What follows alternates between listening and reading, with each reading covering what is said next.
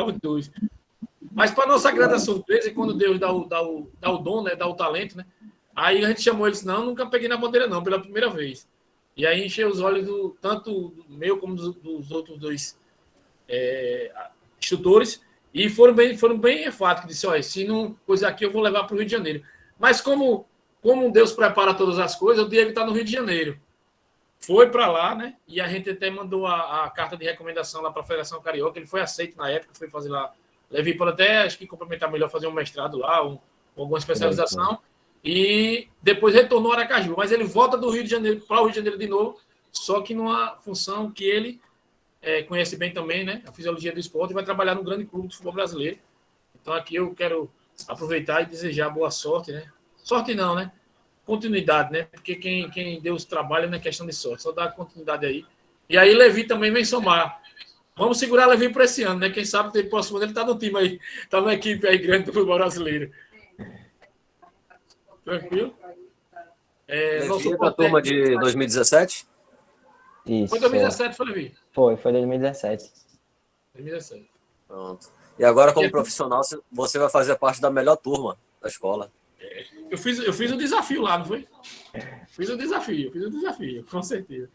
Pessoal, nosso suporte técnico já está aí na sala, que ele faz todas as gravações das aulas. Alguma coisa que possa, ele já está aí. Boa noite, pessoal. Está fazendo toda a gravação.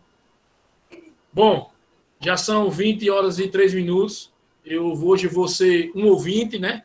Hoje eu vou estar aprendendo também, né? E, assim, mais uma vez, quero dar meus boas-vindas e muito boa noite a todos. Mais uma vez, chegamos aqui porque o senhor permitiu. E passar agora para Levi começar a aula, porque Alan já estava dizendo, viu, Levi, que 1 hora é pouco. Aí eu estava explicando a ele que hoje você vai passar formulário e tudo, mas que nós estamos tendo muitos encontros. Levi, meu irmão, seja mais uma vez muito bem-vindo, né? Graças a Deus, você foi como a gente costuma dizer aqui no Nordeste, uma cria aqui da casa da escola, e hoje a satisfação minha, de Aline e todos os instrutores, recebê-lo hoje aqui no nosso corpo de instrutor também, né? E um profissional que a gente sabe que você é, porque a árvore se conhece pelos frutos. E desde o curso de formação, que você é uma pessoa educada, centrada e muito dedicada e sempre se destacou. Tranquilo? Passo aí para você agora, para você dar início à aula aí. Valeu, professor Ivanei, pelas palavras. Boa noite a todos. Eu estou muito feliz de estar voltando aqui à escola agora, nessa nova função. Eu vou compartilhar aqui minha tela para que a gente possa dar início, tá certo?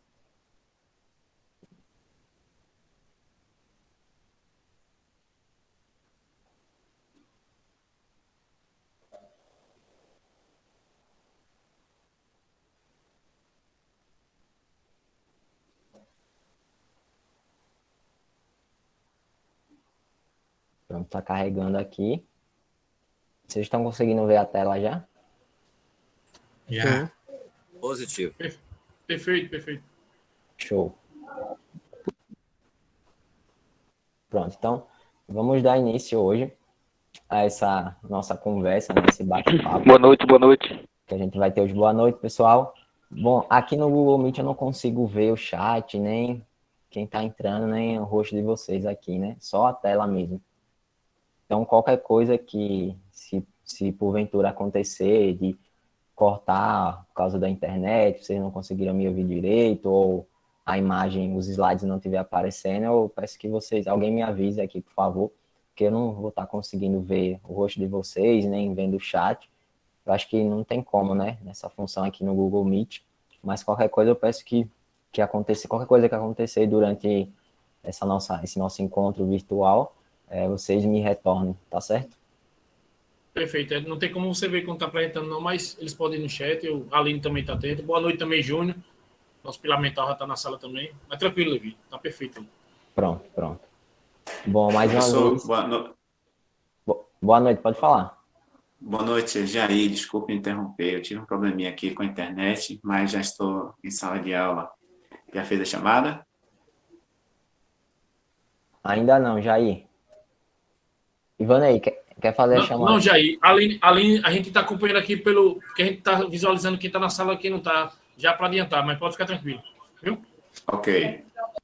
A gente está vendo pelo chat quem está presente e não. Tranquilo? Pode ficar tranquilo. Pronto, beleza.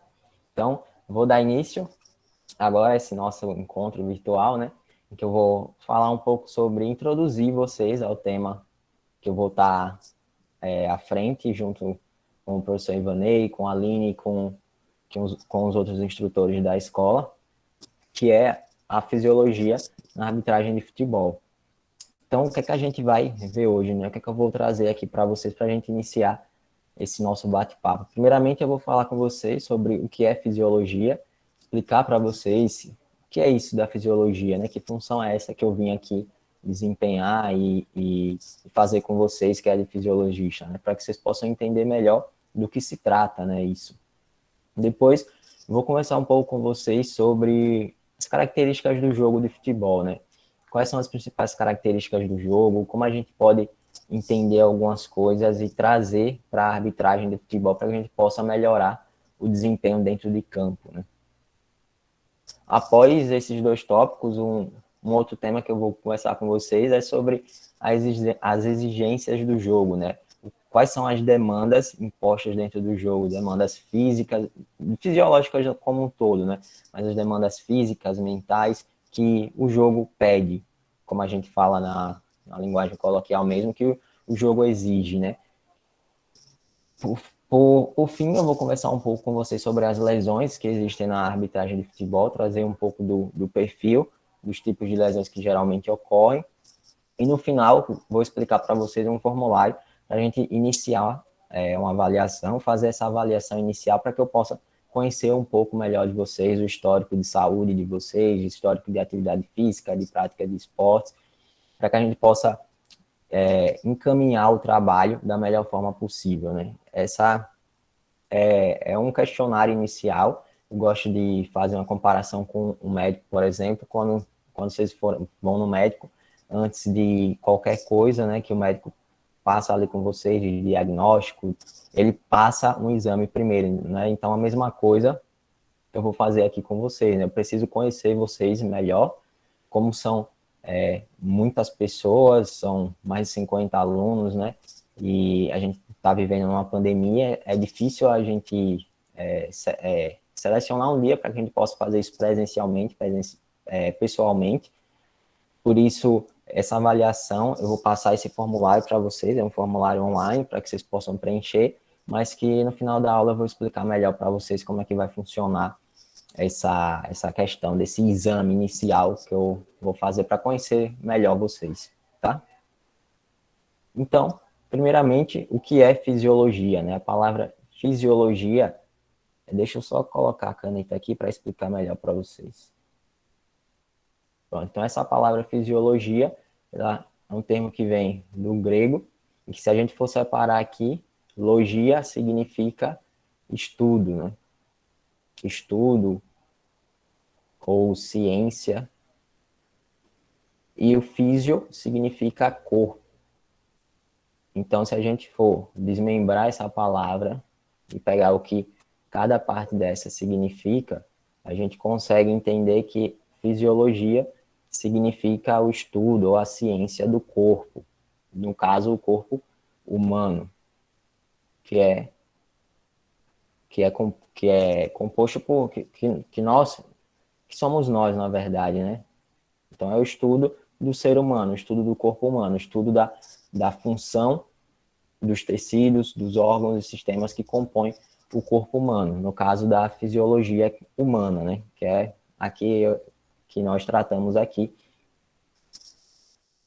Dentro da fisiologia humana, no geral, né, tem a fisiologia do exercício, né, que é a fisiologia do esporte, voltada apenas para esse tema, para essa área, essa questão do exercício e do esporte, em que a fisiologia do exercício ou do esporte, ela abrange essa questão do estudo da função dos tecidos, dos órgãos e sistemas que compõem o corpo humano para avaliar o efeito de uma simples sessão de exercício ou de o que a gente chama de programas de treinamento, que são várias sessões de treinamento. E aí nós vamos avaliar todas essas funções, o efeito dessas sessões de exercício, nesses tecidos, órgãos e sistemas, ou seja, no corpo como um todo, né? Então, aqui na escola, o objetivo final de vocês é se formarem e estarem aptos a fazer parte de uma federação, chegar a realizar um teste que ateste de fato que vocês estão aptos a trabalhar nos jogos da federação, enfim. Mas, no final de tudo, a gente está sempre avaliando desempenho, performance, né? Então, o objetivo final de vocês é passar num teste físico, é passar no teste técnico, né? O teórico, a prova teórica.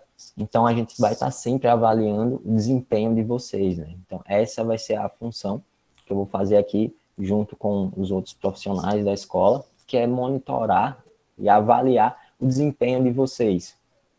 No meu caso, como eu vou desenvolver a função de fisiologista, aí eu vamos conseguir criar essa relação entre todos os pilares que a gente chama na escola, né? O pilar nutricional, pilar mental, o professor Júnior já está aqui, técnico com o professor Ivanei. Então, minha função vai ser agrupar todos esses pilares e monitorar e controlar esse desempenho de vocês, não só dentro de campo, como fora dele. Então, vou estar avaliando, monitorando e controlando o desempenho de vocês dentro de campo, fisicamente, como tecnicamente também. E sempre buscando ajudar vocês a melhorar cada vez mais esse desempenho, seja físico, correndo mais rápido, perdendo peso, aumentando massa muscular para conseguir melhor desempenho no teste físico final, ou seja, no teste técnico, né, ajudando vocês também nessa parte mais técnica do conhecimento das regras do jogo. Né? Então, entendido um pouco, né, introduzido, vocês sendo introduzidos à fisiologia, entendendo melhor o papel que eu vou desempenhar com vocês aqui nesse ano na escola, vou passar agora para a gente entender mais um pouco sobre as características do jogo de futebol. E a primeira característica do jogo é que ele é intermitente, né? Não só os jogadores, né? O jogo como um todo, mas para os árbitros também, né? A todo momento, se vocês relembrarem aí as atuações que vocês tiveram, os jogos que vocês fizeram, vocês vão lembrar que a todo momento vocês corriam, realizavam um esforço de uma intensidade maior, uma velocidade maior, paravam ou caminhavam, trotavam. Então, a todo momento, vocês estavam realizando ações intermitentes. O que eu quero dizer com isso, intermitente? É que o jogo de futebol ele é constituído por curtos períodos de ações de alta intensidade, e é aqui que eu me refiro com a palavra intensidade, né? Velocidade mesmo. Quanto maior a velocidade, maior a intensidade que vocês empregam, desempenham dentro do jogo. Após curtos períodos de ações dessas de alta intensidade, aquela corrida em alta velocidade ou um pouco menor, num trote, enfim, sempre vai ocorrer outros períodos, que geralmente costumam ser mais longos, de ações de baixa intensidade, de menor velocidade, como é o caso da caminhada, ou até mesmo a posição parada em pé, que o árbitro costuma realizar dentro do jogo, né? Então, o jogo de futebol, eu vou estar sempre me atendo aqui à função de vocês, que é de árbitros mesmo, de arbitragem. Mas sempre lembrem que, mesmo que eu falar aqui para os árbitros, também serve para os jogadores e vice-versa, né? Então, o jogo de futebol, ele tem essa característica principal, que é a intermitência do jogo. Ele é intermitente, ele é constituído por períodos de alta intensidade e por períodos de baixa intensidade. Ele não é contínuo, né? Não é uma maratona, uma corrida de 5 ou 10 quilômetros, por exemplo, em que o atleta ele sai correndo a uma determinada distância e não para mais, né? Mantém ali numa velocidade relativamente constante, mas não para. O jogo de futebol ele é o oposto disso, ele não é contínuo, ele é intermitente, separado por esses períodos de alta velocidade e por períodos de baixa velocidade, ou até a parada, né? Períodos em que você fica parado em pé ali durante o jogo. E essa é a primeira dica que eu trago a respeito do treino de vocês, né? E aí, no final desses curtos períodos de ações de alta intensidade, seguido de longos períodos de ações de baixa intensidade, a recuperação do árbitro dentro do jogo, ele sempre vai ser incompleta, né? Porque ele está sempre ali realizando ações de alta velocidade, correndo rápido ou numa velocidade menos lenta, mas ele nunca consegue recuperar completamente, né? Porque assim que ele realiza essa ação de alta intensidade, ele vai recuperar seguidamente com uma caminhada, realizando uma caminhada ou ficando parado, mas nunca ele vai conseguir recuperar completamente, né? Porque logo em seguida ele vai realizar mais outra ação de alta intensidade ou de moderada intensidade ali. Então, o árbitro ele não vai se recuperar completamente, né? Então, conseguir monitorar isso e manipular isso, brincar um pouco com isso, né? Com essa recuperação incompleta durante o jogo, ele é uma característica importante para a gente ter dentro do jogo, né? Saber que o árbitro, durante o jogo, ele vai fadigar, ele vai se cansar, e saber que quando ele fadigar, é saber controlar isso durante o jogo, né? Quando ele fadigar, ele vai recuperar um pouco, mas não vai recuperar de forma completa, né? Então, saber controlar essa recuperação é uma característica importante que a gente vai treinar aqui durante esse ano na escola com vocês. E aí, a primeira dica que eu trago para vocês a respeito do treinamento é que o melhor treinamento para a gente realizar, para buscar um melhor desempenho físico dentro do jogo de futebol, é o treinamento intermitente, que é o treinamento mais específico, que tem a característica mais específica do jogo, né? E não o contínuo, né?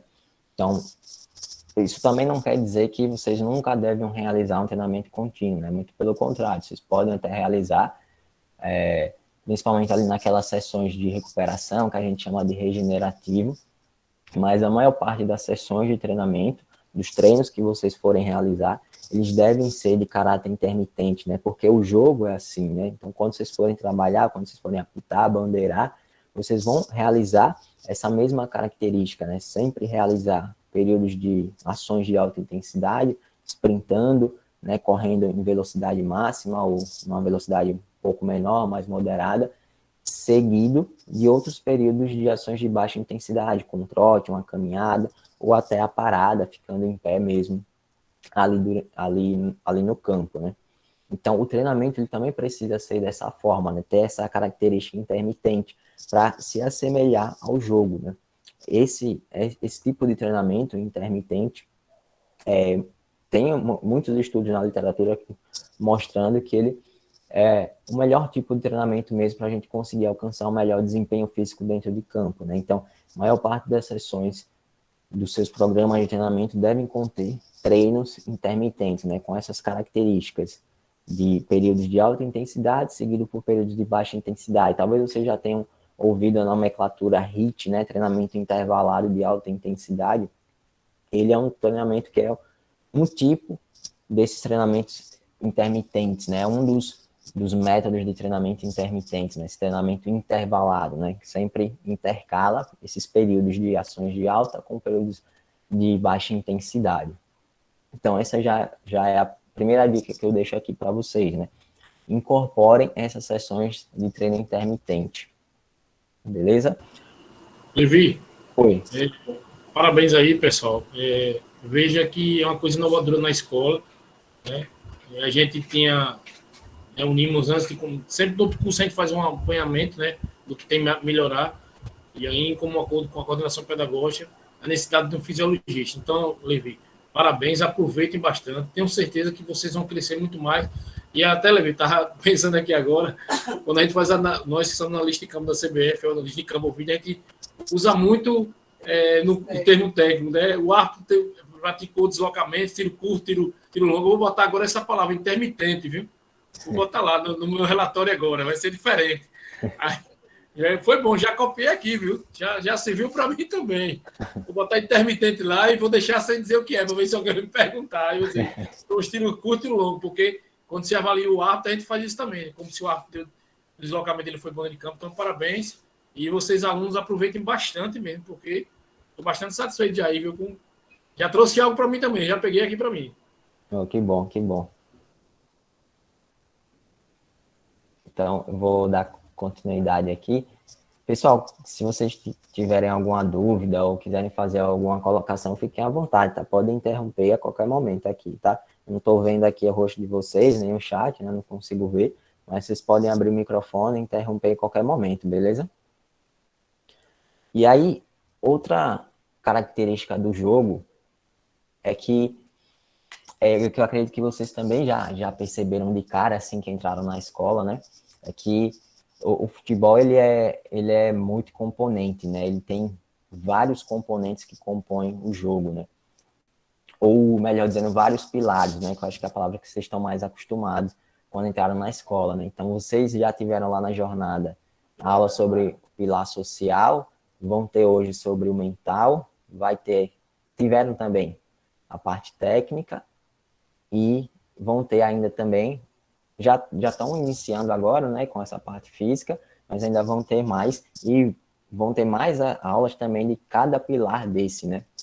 Então, o jogo do futebol é composto por esses pilares e por outros, né. A gente costuma falar que o pilar, o componente tático, ele é o norteador, é o que direciona todos os outros, né, porque dentro do jogo de futebol, nada é por acaso, né, quando o jogador ou o árbitro realiza uma ação, ele sempre tem uma intenção por trás daquela ação técnica. Por exemplo, o jogador ele corre, realiza uma corrida durante o jogo com algum objetivo, então tem sempre o componente tático norteando ele ali, o porquê ele faz aquelas ações, o pilar da tática, né, tático que é o responsável por isso, né, a razão pela qual eles realizam aquela ação. O árbitro é a mesma coisa, o árbitro ele corre porque ele tem um motivo por trás, né, ele precisa realizar a função dele, que é controlar o jogo. Então, quando ele vai realizar uma corrida ou fazer um julgamento ali durante o jogo, o pilar tático ele vai estar sempre envolvido ali, né, e norteando todas as ações. Então, pelo árbitro ter que desempenhar sua função, ou seja, controlar o jogo, ele vai precisar correr, ou seja, estimular, usar esse pilar físico, que é a ação da corrida. Ele vai precisar julgar determinadas ações, determinados lances que vão acontecer no jogo, é o pilar técnico. Além disso, o pilar mental vai estar sendo trabalhado ali. Hoje vocês vão ver aula com o professor Júnior sobre os tipos de atenção. Então, é mais um conteúdo que está dentro desse pilar mental. Tem o social envolvido também, porque o árbitro não está sozinho ali dentro de campo, né? Tem pelo menos mais 22, outros 22 homens ou mulheres ali dentro do campo de jogo. Então, e existem até outros, né? Podem até existir outros, né? Mas o que é de conhecimento da gente, o que está aí na literatura científica, que vem sendo pesquisado, que já foi estudado, é que pelo menos esses 5 pilares aqui, eles norteiam e estão envolvidos dentro do jogo de futebol, né? E sempre isso aqui vai levar a uma tomada de decisão. Na arbitragem, a todo momento durante o jogo, o árbitro ele vai estar sempre tomando decisões. Então, esse é o aspecto mais crucial do desempenho do árbitro dentro do campo de jogo, né? Seja só do ponto de vista físico, como do ponto de vista técnico, ou geral como um todo, né? Que cada pilar desse aqui, um vai estar influenciando no outro simultaneamente, né? Ao mesmo tempo, não só o pilar mental vai estar influenciando no desempenho do árbitro como um todo, mas também o físico, o social e o técnico e o tático vão estar ali sempre um influenciando no outro, um contribuindo para o outro. Então, a gente já começa a ter esse entendimento de que é tudo integrado, né? Não tem nada separado, é tudo integrado.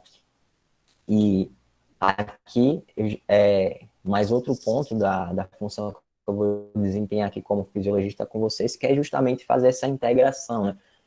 Ter essa integração mesmo do pilar mental, tendo esse contato mais próximo com o professor Júnior, por exemplo, um contato mais próximo com a nutricionista Márcia, um contato mais próximo com o professor Ivanei e com vocês. Então, essa também já vai ser mais uma função que eu vou desempenhar aqui, que é integrar todos esses pilares que a gente vai trabalhar com vocês aqui, para que a gente possa melhorar cada vez mais a tomada de decisão de vocês dentro de campo, que é o aspecto mais crucial, mais importante no desempenho do árbitro, que a todo momento ele vai estar tomando decisões, ali vai estar realizando julgamentos durante o jogo para realizar sua função, que é controlar o jogo, fazer cumprir as regras dele.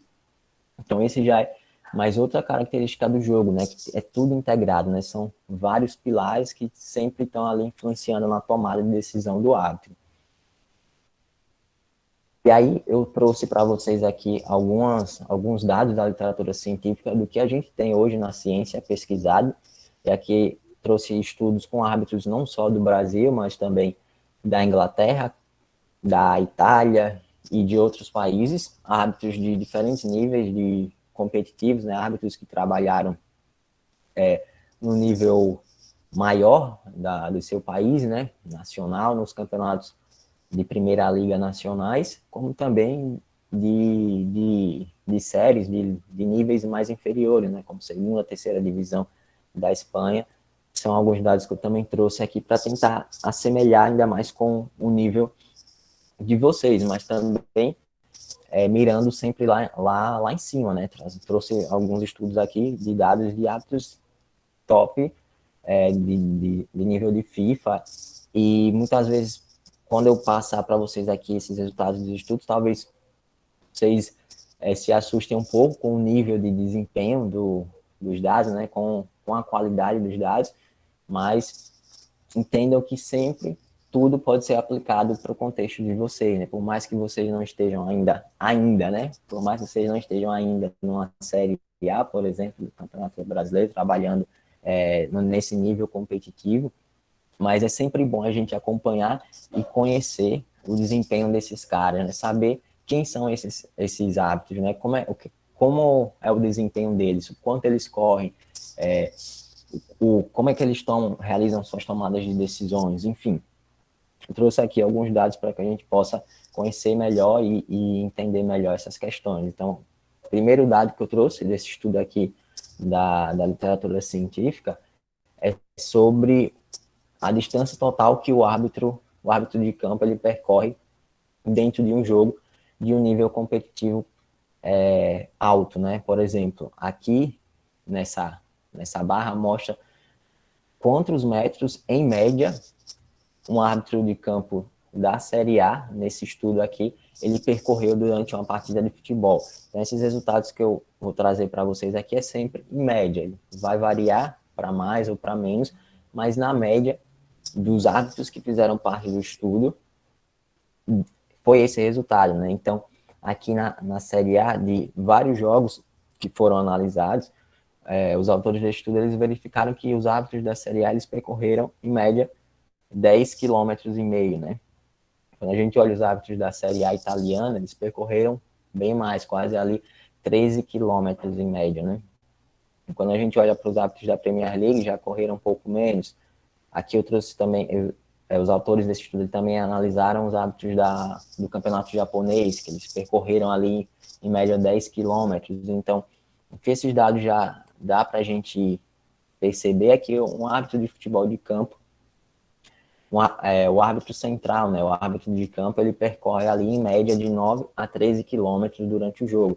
Claro que esse resultado ele vai variar de jogo para jogo, principalmente de um nível competitivo maior para um nível de competitivo menor. O que eu quero dizer com isso? Por exemplo, de um campeonato de nível nacional, um brasileirão, por exemplo, para um regional, um estadual, esse valor vai variar, mas em média vai estar dentro dessa faixa aí, né? O árbitro ele vai percorrer de 9 a 13 km por hora. Então, isso já é um dado interessante para a gente ter, para a gente conseguir transferir para o treinamento de vocês, né? Então, já ter em mente e conhecer que, dentro do jogo, essa vai ser a distância que eu vou percorrer, de 9 a 13 km por hora. Então, eu já sei que eu vou precisar estar preparado para percorrer uma distância como essa, né? E lembrem, como eu mostrei lá no início, no primeiro slide, isso é sempre intermitente, não é contínuo, né? Não é uma maratona, né? Não vou sair fazer, sei lá, a corrida daqui, a volta de Aracaju, e vou fazer 10K. Não, aqui é sempre uma ação de alta intensidade, os tiros, né, como o professor Ivane falou, tiros de alta intensidade, moderada intensidade, sempre seguido de outros períodos de menor intensidade, menor velocidade. Então, aqui já é mais já é um norte para que a gente possa já direcionar os nossos treinamentos. Levi, boa noite. Boa noite. É o Thiago. Nesse Thiago. slide anterior que você estava mostrando aí, por que tem essa distância tão grande do campeonato italiano para os outros campeonatos? Tem alguma coisa nesses estudos que explica isso? Boa pergunta, Thiago. Então, o que os estudos mostram é que o campeonato italiano, os jogos, a gente trazendo para uma linguagem mais do nosso dia a dia, é que é um campeonato mais pegado, né? Muito físico.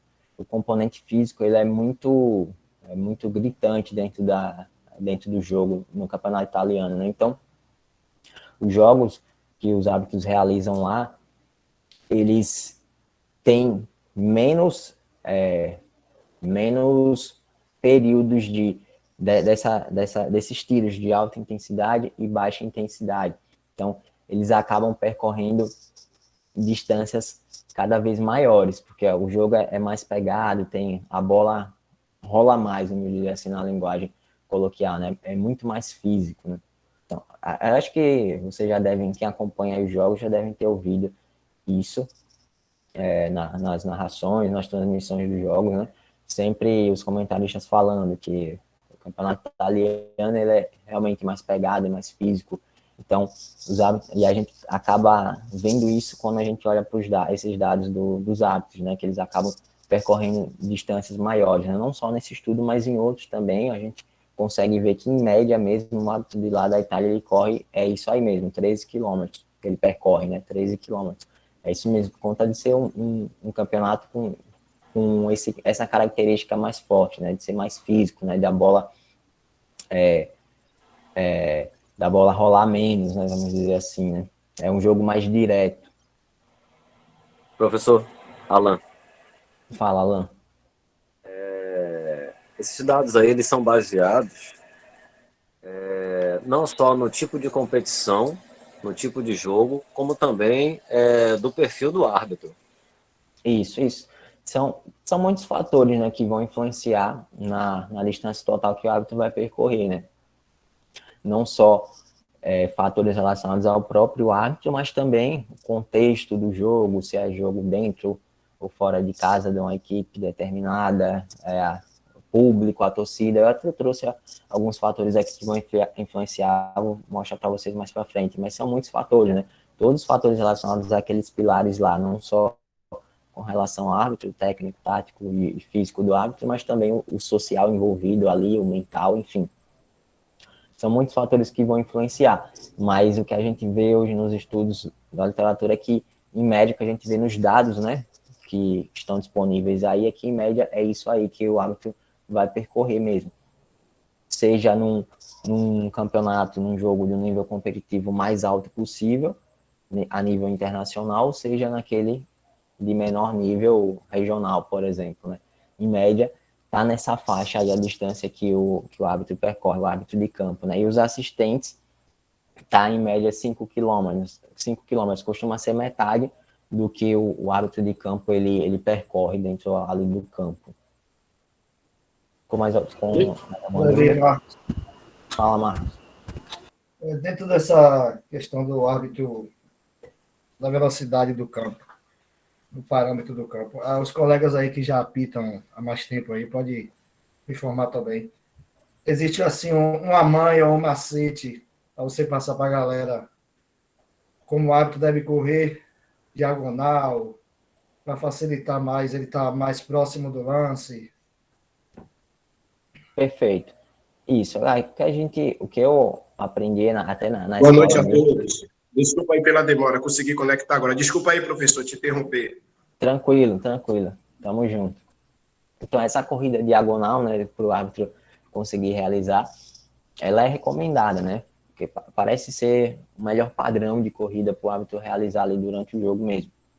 Mas essa é uma questão que a gente vai ver melhor dentro de campo, tá? Então, quando a gente chegar lá na nossa próxima jornada, a gente... Você vai pegar uma briga, vamos lá. tratar melhor sobre isso. Muita coisa, você vai arriscar. A nega depois tá te ligando. Os caras ficou com o áudio aberto aí, pronto, fechou. Pede senha. Não, eu não tô Já desativei, ativou de novo, peraí. Pessoal, por favor, vamos só... Cuidado aí, às vezes a gente topa sem querer e ativa aí o som para não atrapalhar. Obrigado. Pronto, pessoal, eu vou adiantar aqui. Aí, mas... Levi, só para rapidamente, só para o que Alan e o Thiago pontuou, que tem jogos no nosso Campeonato Brasileiro que ele é mais um pouco cadenciado. E a gente fala na questão hoje da função de analista. E também respondendo ao Marcos, que assim é característica do árbitro, Marcos, essa questão. Mas como o Levi me falou, nós vamos trabalhar na jornada técnica já com o professor Emerson de Carvalho, vamos trabalhar esse posicionamento dentro do campo de jogo. Lembrando só uma dica, meio de campo é zona de transição de árbitro. Árbitro não pode estacionar ali, ele tem que fazer o diagonal. E também, só para parabenizar o professor Levi, esse dado aí do Campeonato Brasileiro, vai muito aquela da experiência. Por exemplo, um jogo de voada, você vê que ele está no local certo, na hora certa, mas isso você vai pegando com o tempo, a experiência. Mas temos jogos de Série C e Série D que o árbitro ele chega até a percorrer mais de 11, Levi. Porque às vezes é estilo do árbitro, a corrente e tal. Nem sempre você está próximo da jogada, vai ter um fator predominante para uma boa decisão. A gente tem que estar próximo do lance, e Levi pontuou muito bem todos os aspectos. Agora, estar próximo do lance tem uma visão periférica muito boa para tomar a decisão final. Mas não se preocupe não, Marcos, que na próxima jornada a gente vai estar dando, como a gente falha, mas é uns atalhos positivos, né? O árbitro não deve se acostumar sempre com esses atalhos, não. E eu costumo dizer que o meio de campo é zona de transição, né, Levi? Fazer a diagonal é zona de transição. Só, mas tranquilo, mas parabéns pela participação de todos aí. Não é uma discrepância grande do nosso Campeonato Brasileiro para o italiano, assim, não é que o nosso árbitro não tenha ar-condicionado. Levi foi perfeito, essa pesquisa Levi está dentro do padrão mesmo, né, de 9 a 13 quilômetros. É porque tem nossos jogos aqui no Brasil, é muito mais, é bem cadenciado, né? Quando tem um clássico, ninguém está correndo muito, quando aí isso diminui às vezes, né, Levi, naquele dado estístico do intensidade do árbitro ali. Aí, parabéns aí e todos também que participaram. Perfeito, professor. É isso mesmo.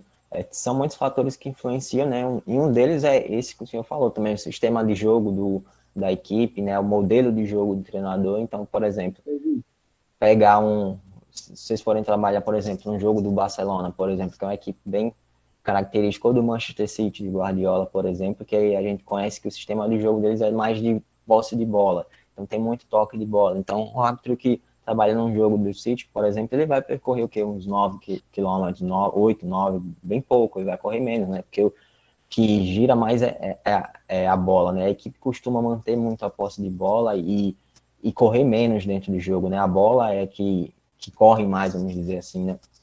E, tipo, pegar um jogo de um campeonato italiano mesmo, que a gente encontra mais um jogo direto, né? Em que a bola nem passa pelo meio de campo, sai da defesa e já vai direto para o ataque, então o árbitro vai estar a todo momento ali correndo durante o jogo. Então, provavelmente, quando a gente for analisar, vai estar ali em média mais ou menos uns 13 quilômetros que o árbitro percorreu mesmo.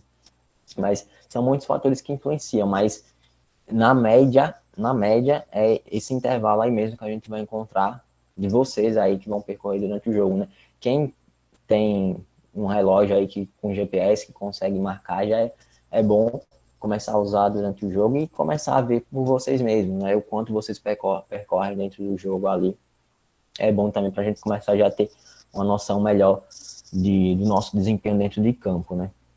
Então, aqui eu trouxe mais outros resultados com relação agora às atividades que são desempenhadas dentro do jogo, né? Então, o árbitro ali, ele vai estar realizando uma caminhada, trote, corrida de alta intensidade para frente, né? Corrida de baixa a moderada intensidade, o sprint, que é a corrida com esforço máximo, né? Que você tenta correr o mais rápido possível, esse é o sprint. O árbitro também realiza corrida de costas, corridas laterais. Nesse estudo, por exemplo, numa distância percorrida em média de 9 km, por exemplo, os árbitros desse estudo eles percorreram ali em média 4 quilômetros caminhando, então quase metade foi de caminhada, 2,5 ali em média de trote, 1 quilômetro ali de corrida, 123 metros sprintando e quase 1 quilômetro correndo de costas, né? Então essas são algumas das atividades que o árbitro realiza dentro de campo, né? Que ações, atividades são essas, né? Então a gente tem ações... Oi, pode falar. Igor, eu Pode queria falar fazer aí. uma pergunta que talvez você tivesse propriedade para me responder, ou talvez o próprio Ivanei tivesse um pouco mais de propriedade para me responder em relação... Na verdade, eu tenho duas perguntas.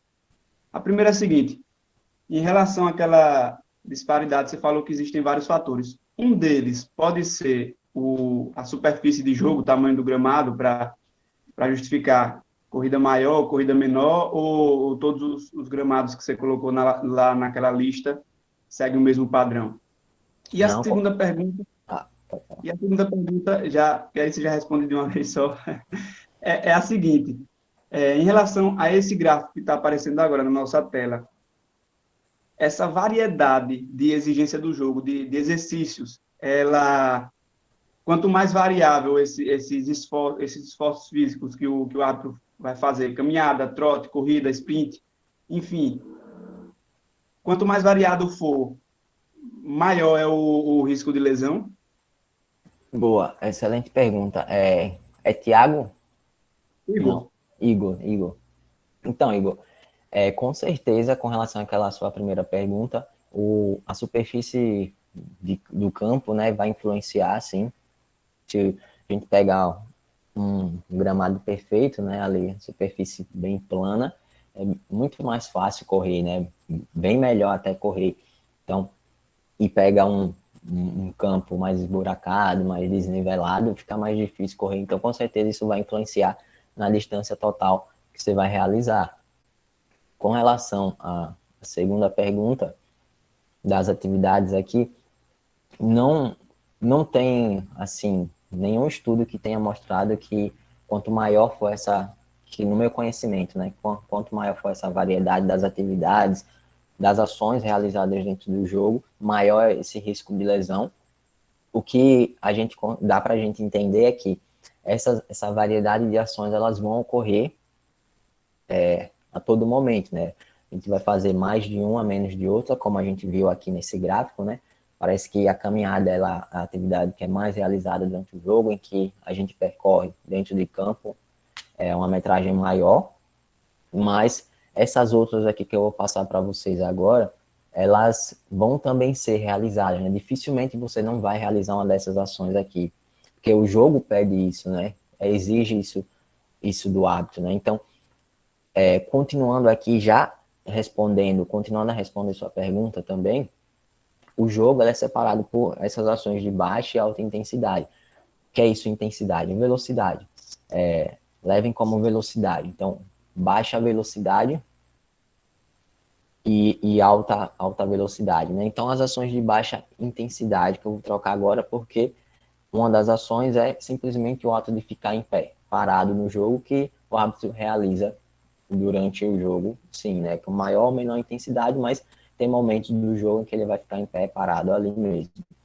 Outra ação, a caminhada, o trote, a corrida de baixa intensidade, corrida lateral, corrida de costas, todas essas são ações de baixa intensidade, né? Como eu falei para vocês, baixa velocidade, essas aqui, né? Tirando o ato de ficar em pé. Então, são ações que vocês vão realizar a uma velocidade ali de 6 a 13 km por hora. É o que a gente considera como baixa intensidade, né? Velocidade baixa.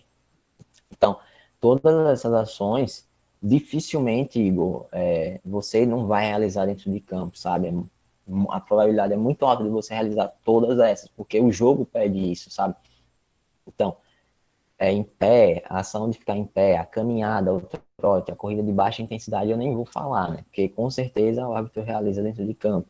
Mas essas duas aqui, ó, tem uns estudos que mostram, por exemplo, que a corrida lateral para o árbitro de campo, ela é a ação menos executada, né? Que ela é mais usada como um link. O que eu quero dizer com isso, com link? Por exemplo, você está ali dentro de campo, tá correndo para frente, e aí você vai numa direção, e aí a bola passa para o outro lado, e você vai ter que mudar de direção rapidamente. E aí você vai usar a corrida lateral como esse link para sair de uma corrida de frente para uma corrida, por exemplo, numa outra direção. Então, você vem aqui, vamos colocar dentro de campo, né? Você vai lá em direção à grande área e a bola, de repente, vai para mais próxima da linha lateral.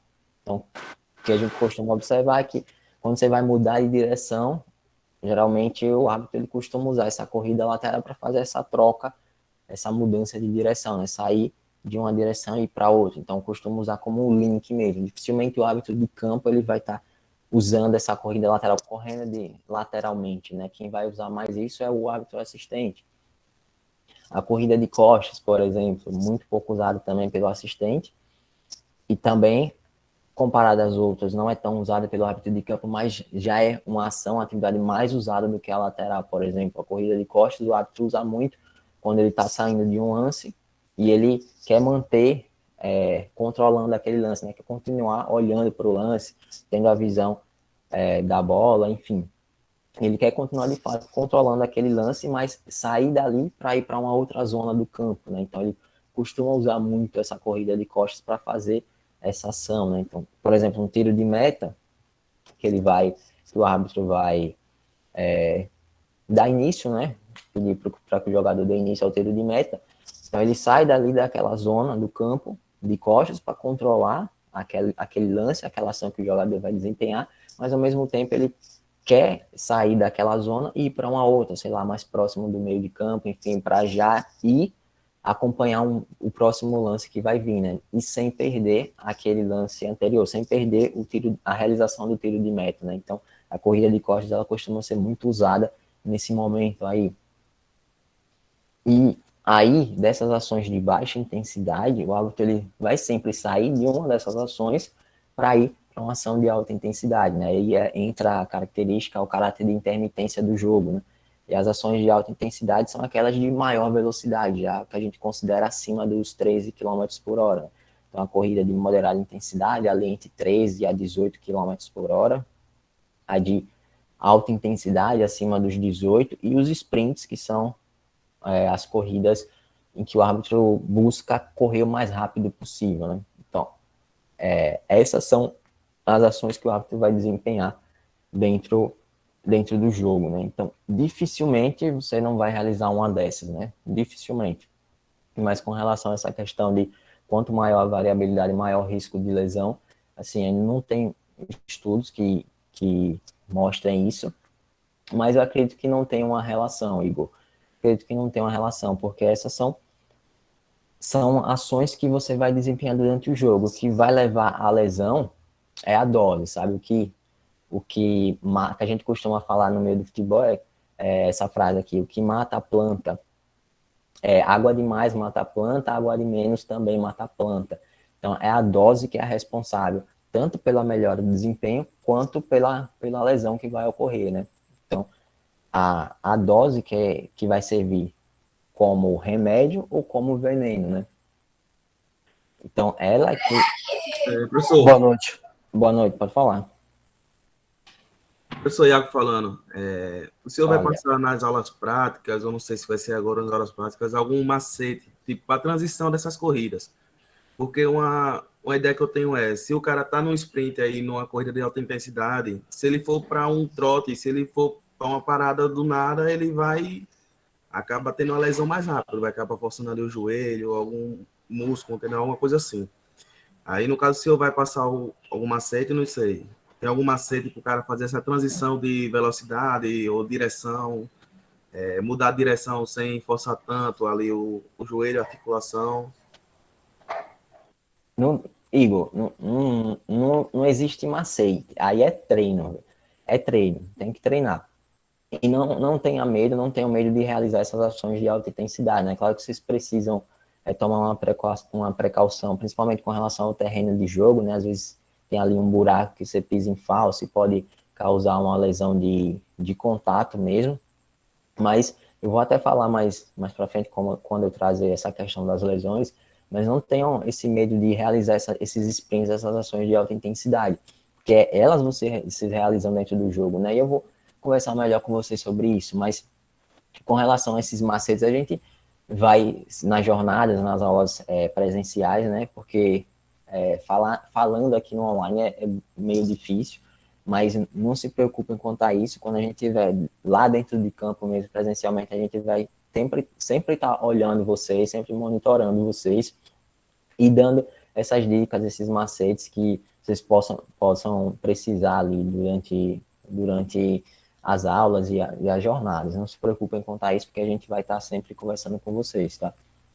Mas essa questão, como é bem pontual, é melhor a gente tratar lá dentro do campo mesmo, do que aqui online. Mas entenda que é uma questão de treino. É treino. Pode falar. Professor Jair, Fala, Jair. boa noite mais uma vez. Boa noite.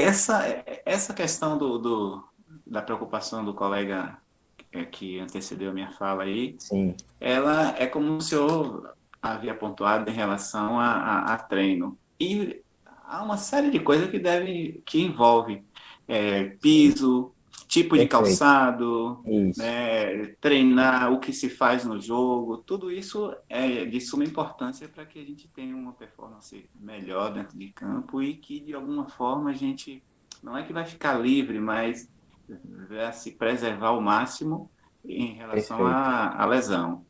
Perfeito. Essas são muitas coisas que vão influenciar, né? Mas, como você falou, o risco, ele vai sempre existir ali, né? O risco de lesão, ele vai existir. Ele existe, na verdade, a todo momento, né? Em que faz parte da nossa vida, né? Qualquer momento aqui, Deus não quer, mas o telhado aqui da minha casa pode cair aqui em cima de mim e eu ter uma lesão. Mas a gente tenta sempre diminuir esse risco, né? Fazer com que esse risco seja sempre o mais baixo possível. Por isso que a gente realiza os treinamentos, para melhorar o desempenho dentro do jogo, dentro do campo, a performance, mas também diminuir esse risco de lesão. Então, o risco, ele sempre existe. Só que a gente faz é tentar diminuir o máximo possível ele. Alguém Levi, quer falar? Fala, professor. Não, só para comentar o que o Iago falou e o Jair também bem colocou, e aí é como diz, né? Isso é no treinamento prático, no decorrer das escalas, porque a gente chama isso de uma boa leitura antecipada de jogo. Uma boa leitura antecipada de jogo é quando, por exemplo, eu cito dois grandes árbitros aqui, com respeito ao demais. Tanto o Rafael Claus e o Sampaio fazem perfeito isso que o Iago falou do sprint para não se machucar. Marcou a falta, já busca o ponto futuro, porque o que acontece numa mudança dessa, aí você mais é perito, eu falando mais tecnicamente na análise, mas a parte de fisiologia é com você.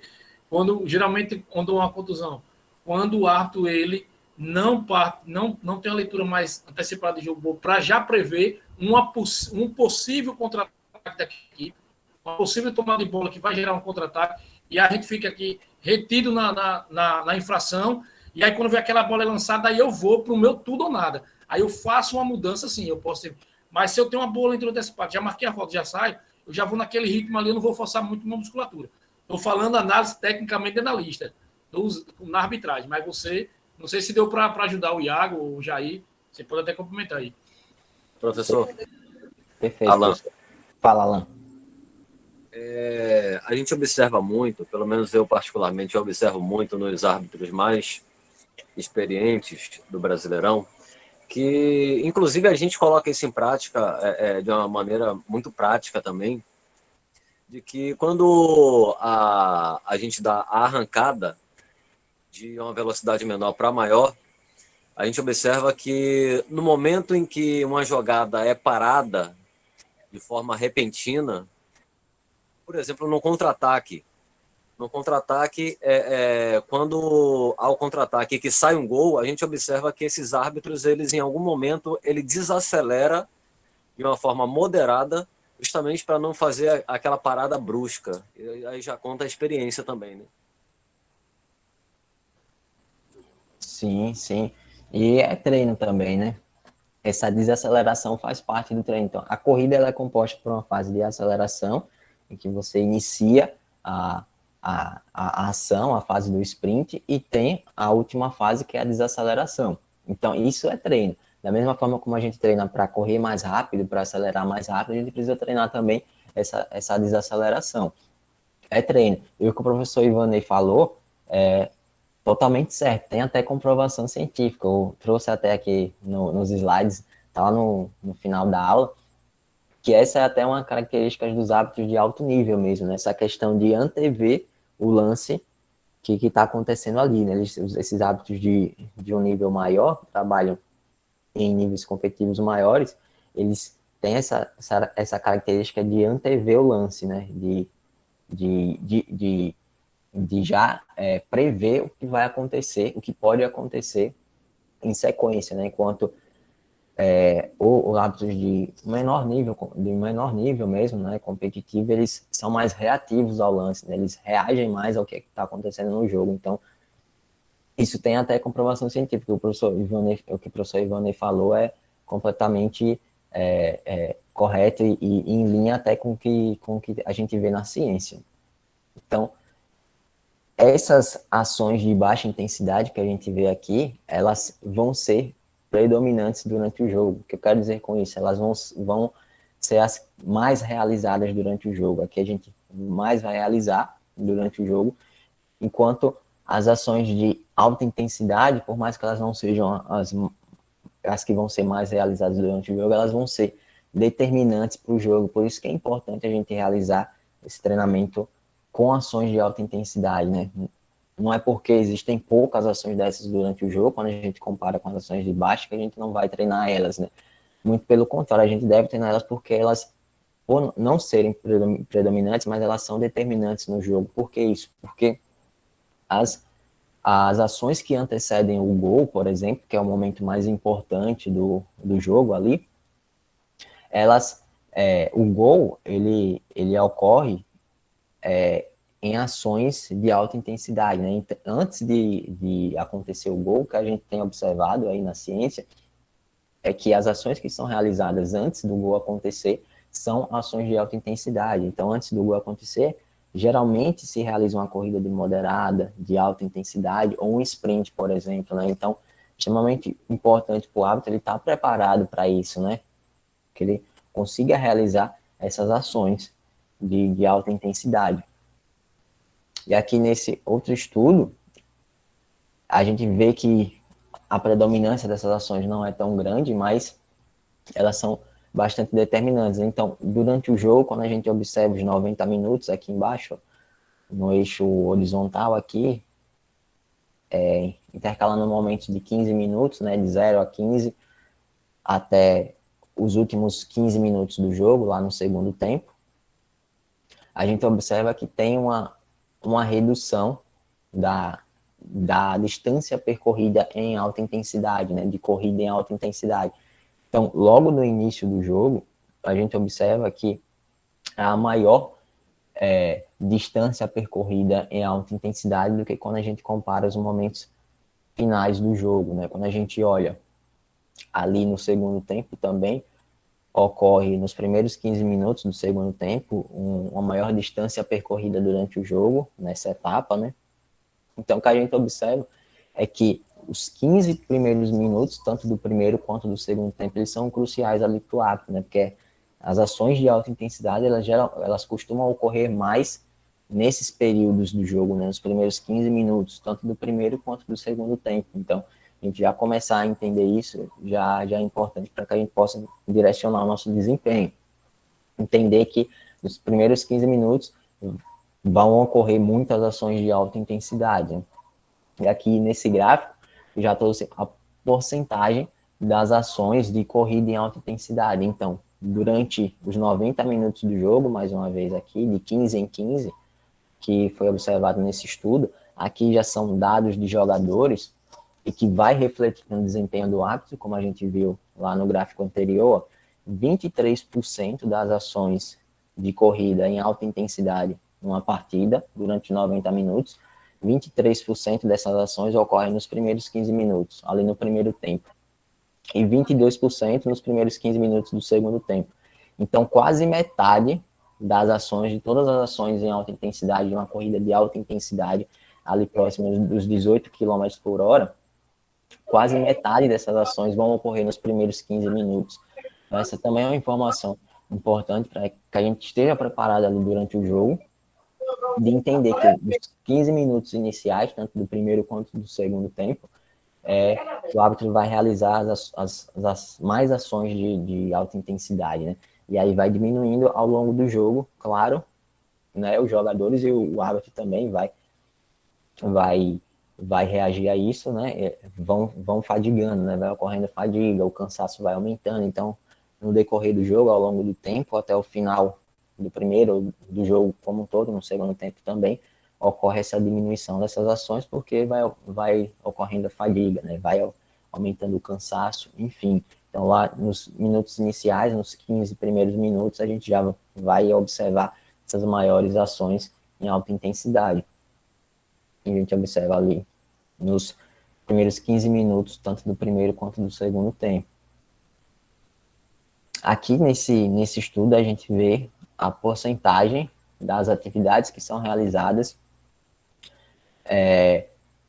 e com relação à distância total percorrida, né? Então, 58% das ações realizadas numa partida, em média, né? Mais uma vez, os resultados que eu trago aqui é em média, 58% das atividades, das ações que são realizadas são as ações de baixa intensidade. Então, a caminhada, o trote, a corrida de baixa intensidade, ali de até 13 km por hora, né? A gente vai perceber que mais da metade ou mais da metade vai estar nessa faixa aí das ações que são realizadas dentro da partida, são essas ações de baixa intensidade, uma caminhada, um trote. 12% é a corrida de costas, então, como eu tinha falado ali para vocês, que geralmente ocorre numa situação em que o árbitro quer manter controlando o lance, mas já sair de uma zona do campo para ir para outra. 28% das ações são de moderada intensidade e 11% das ações, claro, em média aqui, né, isso pode variar para mais ou para menos, 11% de todas as ações são realizadas em corridas de alta intensidade. Então, vejam que não é a corrida de alta intensidade ou de moderada intensidade. Essas ações em alta intensidade, elas não são predominantes, ou seja, não são as mais realizadas durante o jogo, mas como eu falei para vocês, elas são extremamente importantes, porque elas vão ser determinantes para o jogo, porque as ações mais importantes do jogo, principalmente aquelas que antecedem um gol, costumam ser realizadas em alta intensidade, né? Seguidas de uma corrida de moderada ou de alta intensidade. Professor Levi. Fala. É Márcio. Boa noite. Boa noite. Aqui no campo de várzea aqui, eu trabalhava muito sozinho, sem meus colegas assistentes.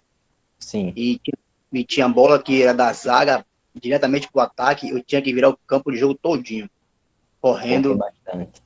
Exato. Aí, para não parar de uma vez assim, para não evitar lesões, eu ia caminhando. Sim. Até parar definitivamente, entendeu? Corria o campo todo, para não parar de uma vez, para não ter lesão, aí eu ia caminhando, fazia uma caminhada. Até dar essa parada. Eu trabalhava muito sozinho. Perfeito. Então, isso é algo que vocês já tem que começar, tem que controlar mesmo, né? É você entender que você, por estar sozinho, vai ter que correr bastante durante o jogo e você precisa controlar o seu desempenho dentro do campo, ali dentro do jogo, né? Então, você sabe que você não vai conseguir ou vai cansar muito, vai fadigar bastante se você ficar para lá e para cá toda hora correndo. Então, você entender o seu corpo, conhecer e saber que você tem que dosar um pouquinho ali, saber manipular isso, né? Saber o momento que você tem que caminhar, o momento que você não precisa correr tanto assim, ficar para lá e para cá, saber que você pode controlar o jogo num trote, numa caminhada, e recuperando mais um pouco durante ali a partida, porque você sabe que vai chegar um momento em que você vai precisar sprintar, você vai precisar correr rápido para acompanhar o lance, acompanhar a jogada. Então, se conhecer e conhecer o seu corpo e saber ter essa, como o professor Ivani falou, antever o lance, né? Saber ali o momento que você vai precisar correr bastante para acompanhar o lance, e aqueles momentos que talvez não vai dar muita coisa, aí você já começa a segurar mais um pouquinho, já caminha mais, trota mais um pouco. Então essa também é uma característica importante para o árbitro, né? E quando a gente vai observar nos estudos da literatura, a gente vê que essa é uma característica forte dos árbitros de alto nível, né? Que é se conhecer e conhecer o jogo, né? Antever, prever os lances que vão acontecer, né?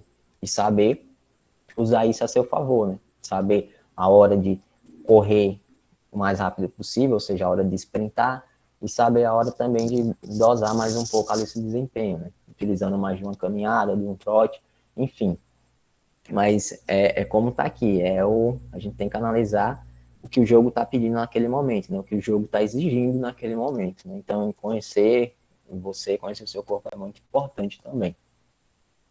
Então, aqui é só mais um estudo, mais um dado para fortalecer aquele que eu vinha falando com vocês, que parece que, por exemplo, do tempo total de jogo, né, nada, vocês podem interromper, podem falar quando quiserem, tá? Então, dos 90 minutos do tempo total de jogo, né, 43% do tempo total de jogo, provavelmente, em média, ali você vai estar realizando uma caminhada, né? E aí vai descendo, né? Essa parece ser a ação mais realizada durante o jogo, a caminhada mesmo. E depois aqui tem as outras porcentagens das outras ações, né? Então, só mais um estudo confirmando aquilo que eu vim trazendo para vocês aqui. Eu vou passar mais um pouco rápido, porque acho que eu já estourei o tempo, né? Já peço desculpas aí ao professor Júnior. Um pouquinho, tem um acréscimo. Mas eu já... Oi, Vanei. Tô me sentindo aqui no programa do Faustão, já a mistura de Se Vira nos 30 com quem sabe faz ao vivo, né? Mas eu já estou finalizando. Então, aqui é um dado importante também que eu trouxe para vocês, que é a distância do árbitro do lance, das infrações, né? Então, lembra que naquele gráfico anterior eu falei que nos primeiros 15 minutos é quando ocorrem as ações de maior intensidade, né? Quando ocorrem mais ações em alta intensidade. Então, aqui, ó, quando a gente for observar nesse estudo aqui, por exemplo, eles mostraram que ali nos primeiros 15 minutos do jogo, o árbitro conseguia ter uma menor distância das infrações, né? Dos lances, né? Ele estava cada vez mais próximo dos lances, né? E à medida que o jogo ocorria, né? À medida que passava o tempo, ele ficava cada vez mais longe do jogo. Então, a gente entender que quando a gente já estiver mais perto do final do jogo, a gente vai estar mais cansado, a fadiga vai ter aumentado, e a gente precisa treinar, tentar manter o nosso nível lá dos primeiros minutos, né? Tentar ficar mais próximo do lance, por mais que a fadiga, o cansaço tenha aumentado. E como eu vinha falando para vocês, né? Nos conhecer, né? Então a gente precisa treinar isso, né? Isso é treino também, né? Saber que ao decorrer do jogo a gente vai se cansar, a gente vai ficar cada vez mais longe dos lances, a gente precisa treinar não só a parte física de conseguir acompanhar os lances, mas também a parte mental de conseguir julgar bem os lances ali, apesar da distância um pouco maior que a gente possa ter durante o jogo, né? Mas tudo é uma questão de treino, como eu falei para você, né? A gente está só começando, então podem ter certeza que daqui para o final do ano vocês vão estar bem melhores, não só fisicamente, como mentalmente, como um todo, né? Que é tudo integrado, tudo junto. Então aqui, nesse slide eu trouxe só um dado dos jogadores mais rápidos do mundo, nas velocidades que esses jogadores alcançaram durante uma partida, né? Então, Bruno Henrique aqui do Flamengo, ele alcançou, não sei se está bem atualizado, mas eu acredito que sim. Acho que não teve nenhum jogador ainda nesses últimos 2 anos aí que conseguiu alcançar uma velocidade maior que ele aí, que ele conseguiu atingir 38 km por hora. E aí eu pergunto, né, quem é de vocês aqui que acompanha uma velocidade dessa, né, que acompanha um cara desse, né? Então, quando a gente olha lá no slide anterior, né, que à medida que o tempo passa no jogo, a gente vai ficando cada vez mais longe dos lances, né?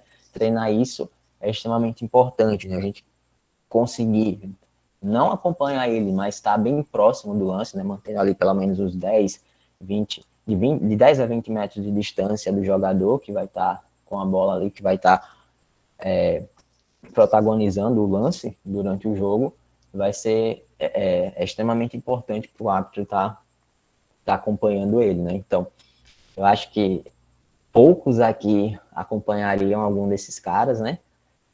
Aqui desde o Salah conseguindo alcançar 35 km por hora até o Bruno Henrique lá. Eu acredito que tem poucos aqui que conseguem.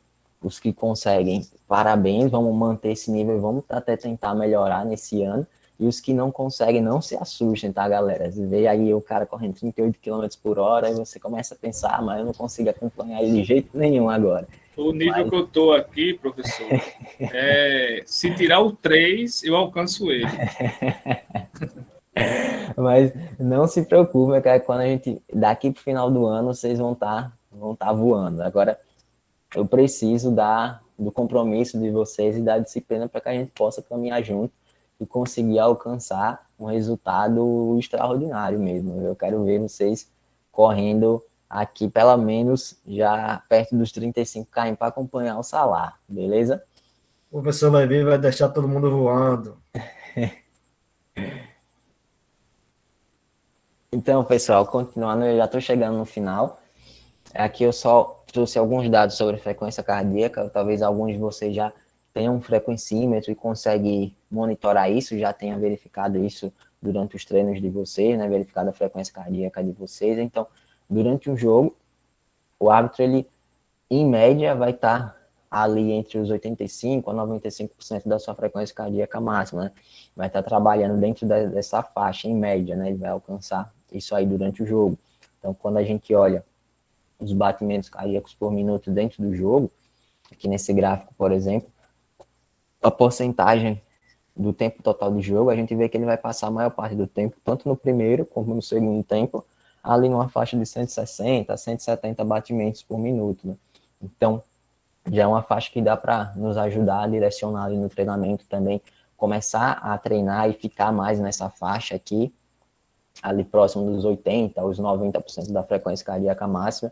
Já é importante também para que a gente possa já ir nos conhecendo melhor, conhecendo as exigências do jogo e conseguindo já direcionar melhor os nossos treinos.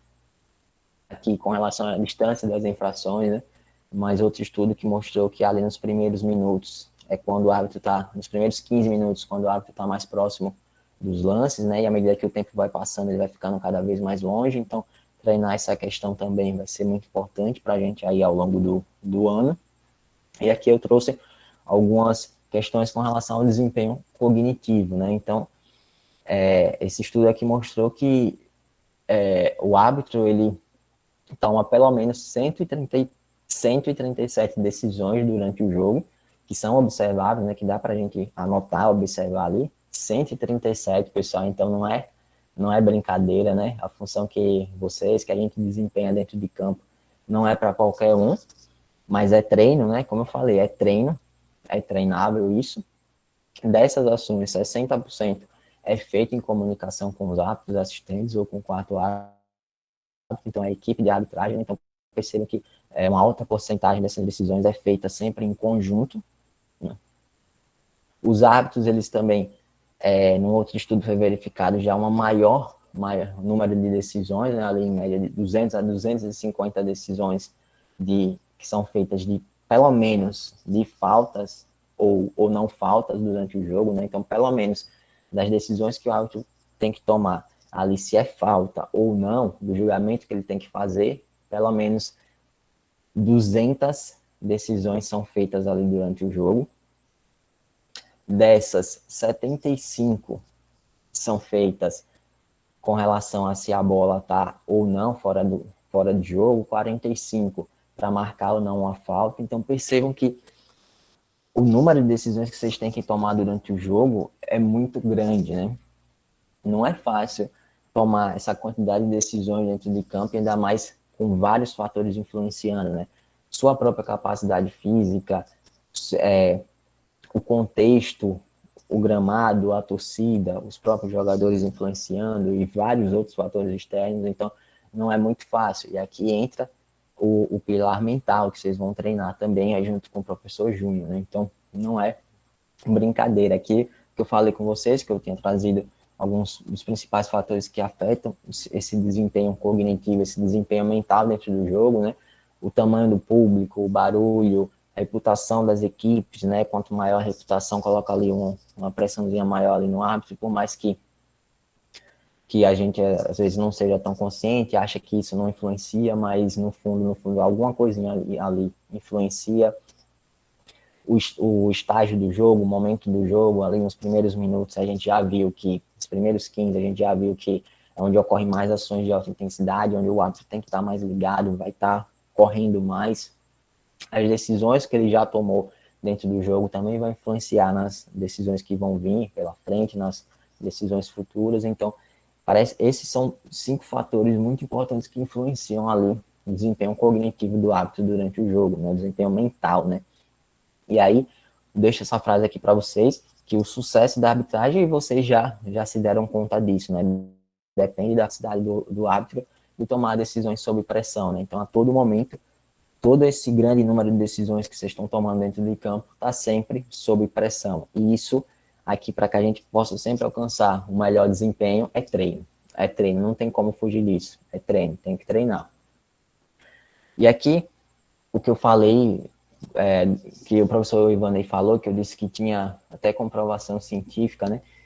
Que é o que esses hábitos mais habilidosos fazem, né? E aqui, que esse estudo viu, né? Verificou é que esses hábitos mais habilidosos, de maior nível competitivo, né, que já estão lá no topo da carreira, vamos dizer assim, eles têm uma maior eficácia e eficiência em mover os olhos ao redor dos jogadores e conseguir extrair informações de áreas relevantes. Então, esse hábito de maior alto nível, né, ele consegue perceber várias informações ali no jogo, dos jogadores, da partida como um todo, né, e consegue antever isso, né, prever o que vai acontecer, né, então ele consegue verificar o movimento do jogador e saber que ali é bem provável que ocorra uma falta, ele consegue verificar ao redor dele durante o jogo, ver os outros jogadores e saber o lance que vai acontecer, antever, prever o lance que vai acontecer, ele consegue ver o gesto, a movimentação corporal do jogador que está com a bola e saber se ele vai dar um passe curto ou se ele vai dar um passe longo, já conseguir prever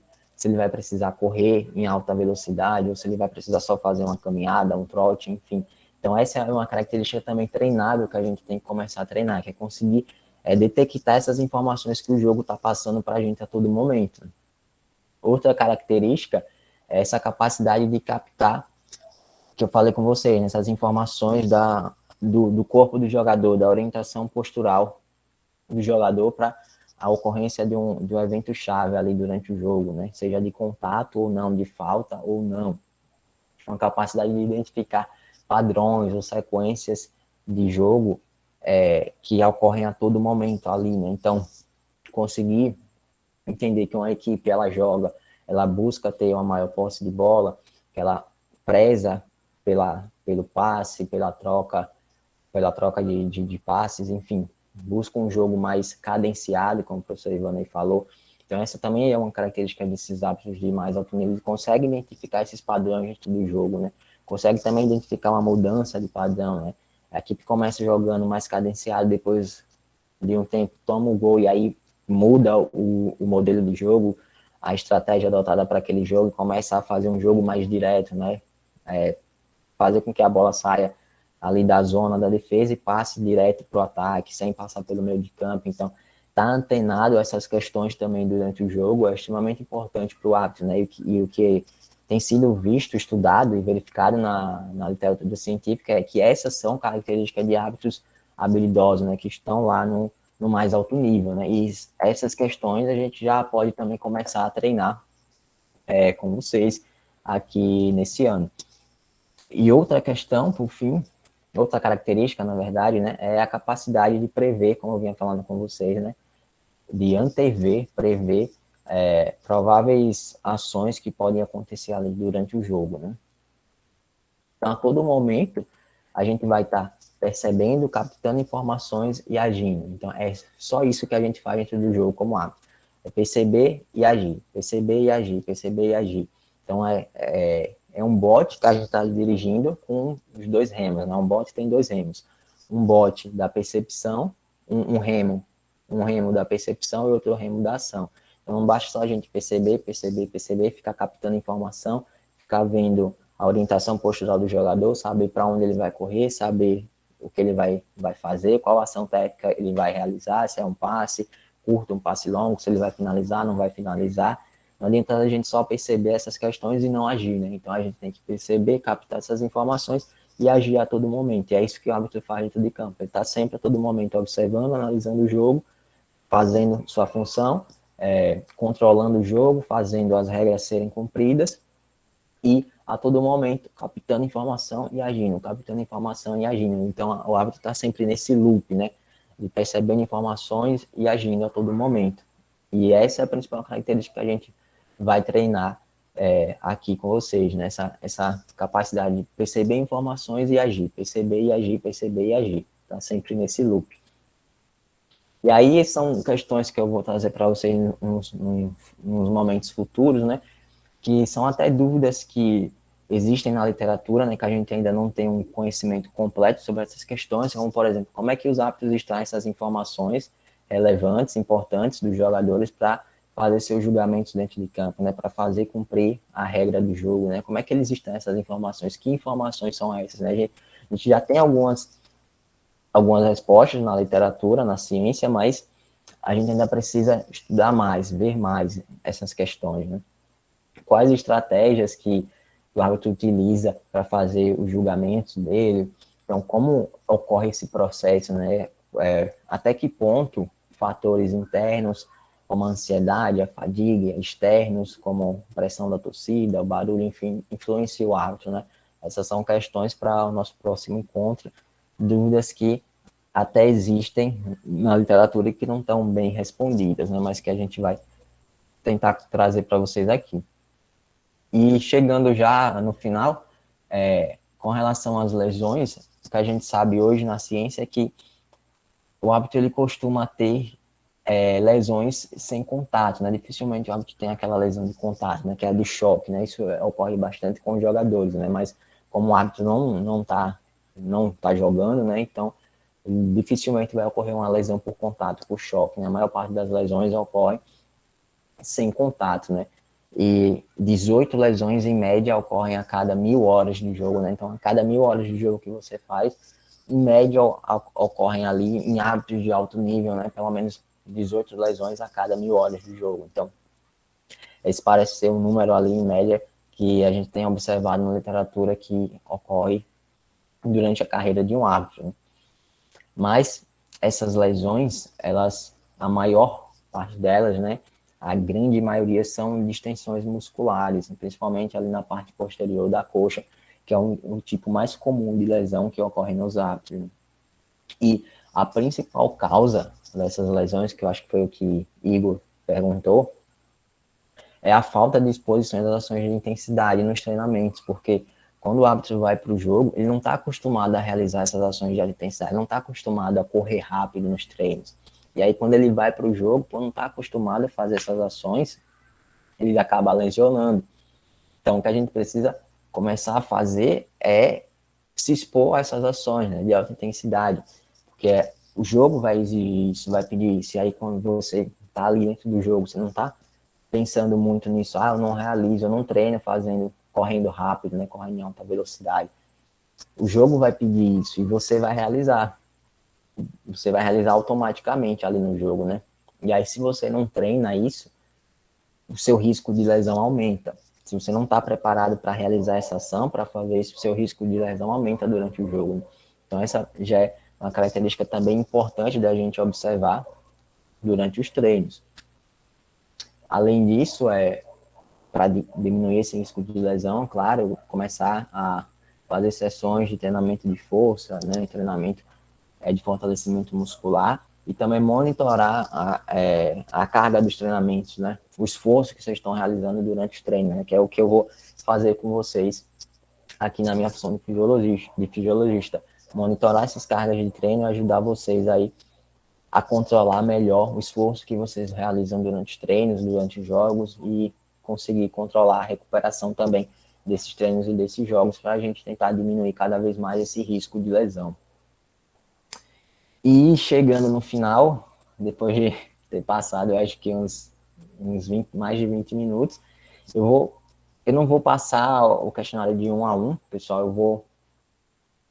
eu vou passar para vocês no WhatsApp um link, e aí eu peço que todos respondam lá, eu preciso que todos respondam esse questionário, porque é uma avaliação inicial para eu conhecer vocês, o histórico de saúde de vocês, de treinamento, de atividade física, de exercício, que vocês fizeram e fazem aí na sua vida, para que eu possa conhecer melhor vocês, que a gente possa dar início aí a nossa caminhada na escola durante esse ano, né?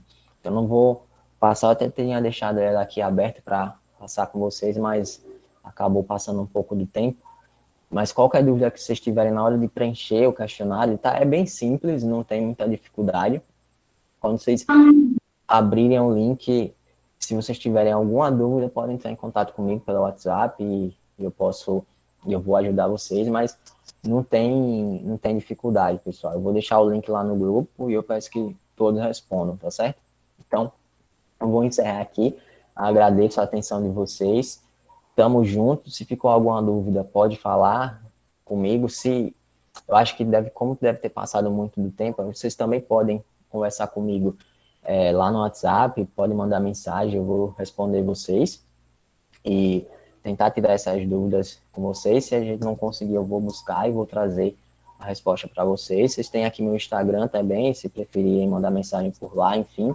E eu criei também esse perfil aqui para trazer, esse aqui no Instagram, Ciência do Apito, para trazer algumas informações da ciência, do que a gente já tem visto, estudado na literatura científica, porque são informações relevantes e que é de pouco conhecimento, ou talvez até de conhecimento nulo dos hábitos, né? Porque não é divulgado nessas informações científicas. Eu, pelo menos quando eu fui criar esse perfil, eu não vi ninguém fazendo isso, né? Então são informações bastante relevantes que foram investigadas e que não está dispostas, não está sendo divulgadas aí na comunidade para o principal consumidor, né? O consumidor final, que são vocês, os hábitos, né?